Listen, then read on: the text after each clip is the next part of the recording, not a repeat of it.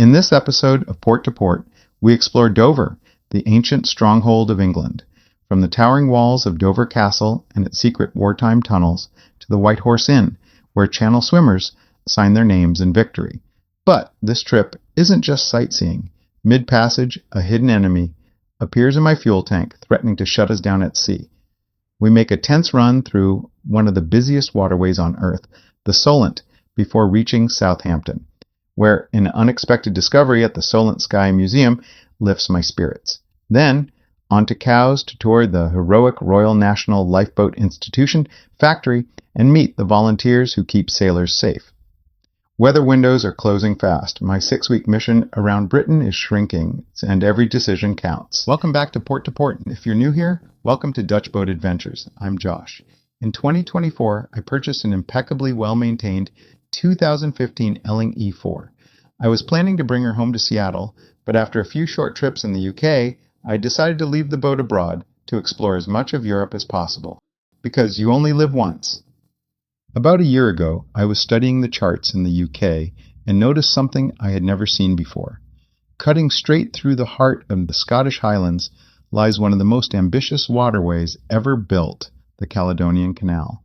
Completed in 1822 after nearly 2 decades of grueling work, it was designed to give ships a safer route between the North Sea and the Atlantic, avoiding the treacherous northern coast of Scotland. Stretching 60 miles from Inverness to Fort William, it connects a chain of deep freshwater locks, including the legendary Loch Ness. Along the way, boats climb and descend through Neptune's staircase, a dramatic series of 8 locks, rising like a watery staircase to the sky. After seeing it on the map, I knew this had to be the destination.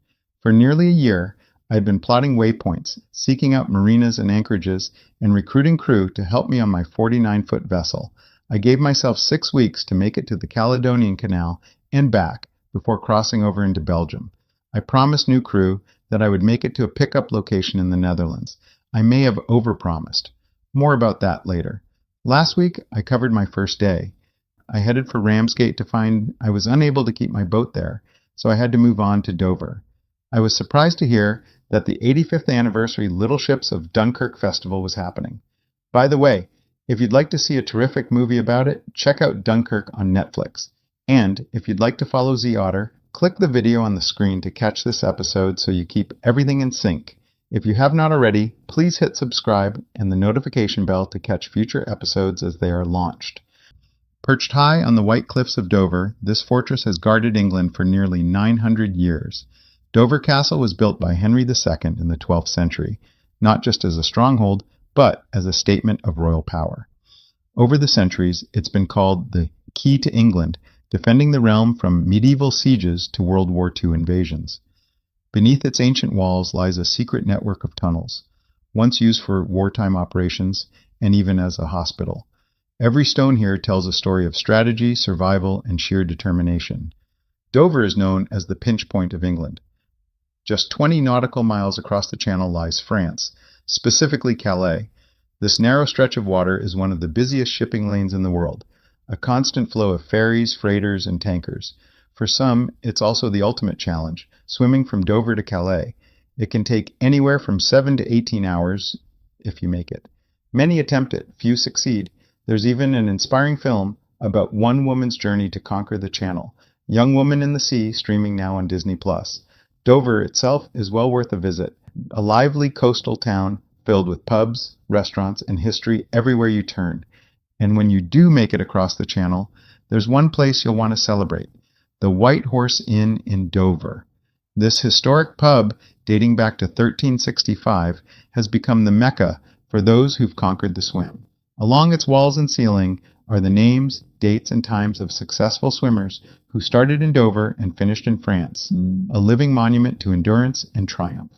With 2 nights in Dover complete, it was time to move. Following procedure, we contacted Port Control to secure our departure clearance, then confirmed our exit with the marina staff. Dover VTS, Z Otter, over by the lighthouse, over. Delta, Dover VTS, okay, you can depart the eastern entrance. Once outside, head up to the north, clear of the ferry traffic, please. Copy that. Sea Otter standing by, 7-4. Our next destination was Southampton, one of England's most active commercial ports. My goal of navigating around England in just 6 weeks demands that we seize every opportunity. My strategy is simple. If there's a weather window, we take it. Ahead of us lay a demanding 117 nautical mile passage. We slipped the lines at 7:40 a.m. Mid-passage to Southampton, a routine engine room check uncovered a severe threat.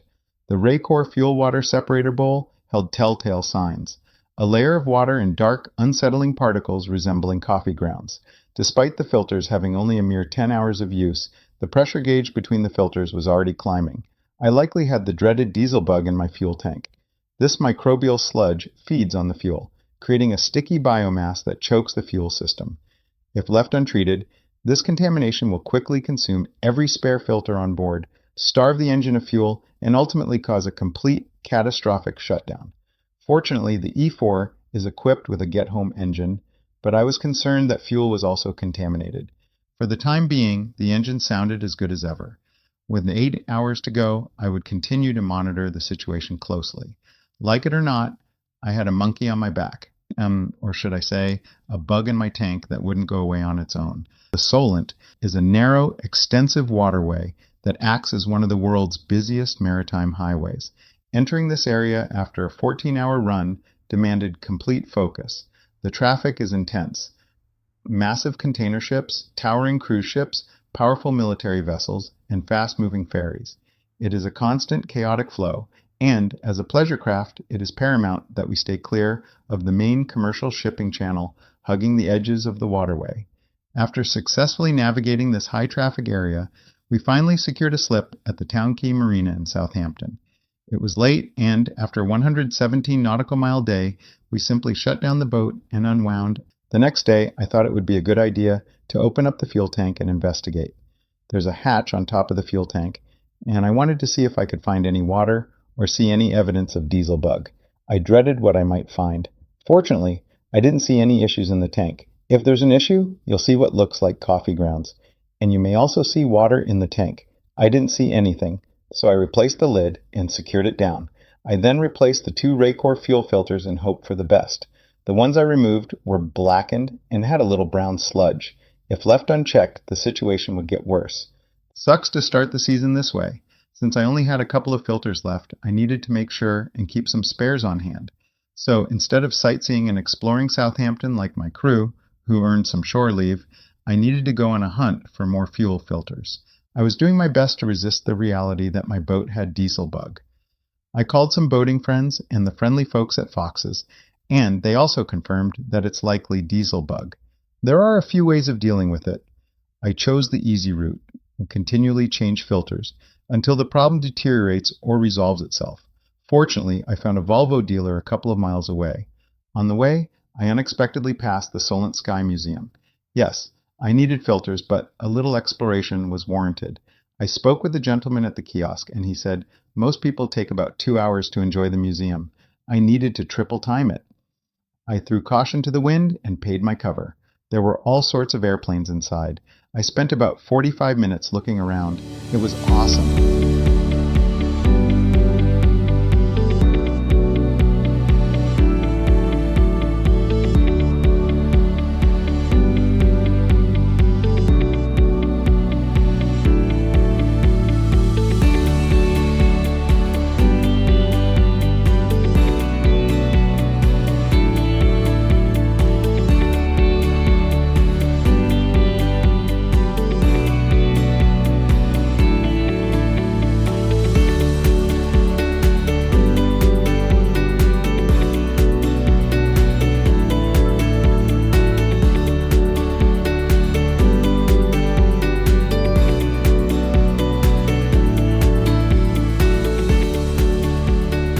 Then I continued my journey. I found the Volvo dealer, picked up 6 filters, and made my way back to Sea Otter. My crew told me they headed over to the Isle of Cows and saw some wonderful sights. Despite being told that the prevailing winds were westerlies, I was only seeing easterly winds battering the east coast of England, of front after front. I wanted to get going, and the Irish Sea looked great for a circumnavigation. To go north, we needed to round Land's End, England's most southwest point. I reviewed the weather, changed, and the prevailing wind started coming from the west. The weather window to head north closed, and the east coast looked better, but we had to hightail it to make it back. My 6-week window to circumnavigate via the Caledonian Canal and back down was quickly becoming 5 weeks. Instead of going west, I decided to go east. On Tuesday morning, we cast our lines, and instead of heading to Weymouth, we headed to Cowes. It was a short trip there. On approach to the marina, I saw this huge boat coming down the canal. As we got closer, I determined it wasn't a huge ship at all. It was a cable ferry that takes folks across. When we arrived at the charming East Cowes Marina, the sun was shining.